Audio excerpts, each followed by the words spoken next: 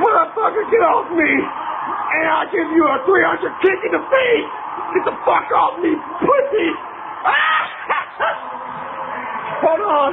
The fucking referees had a little fucking fit about that shit.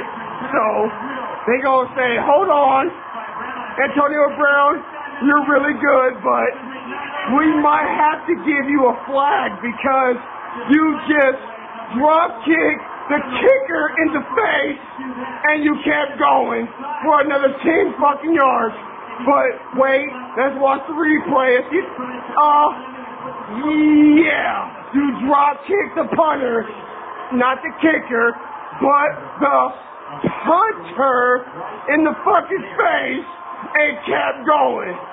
You are a beast, but I'm sorry, we had to give you a flag.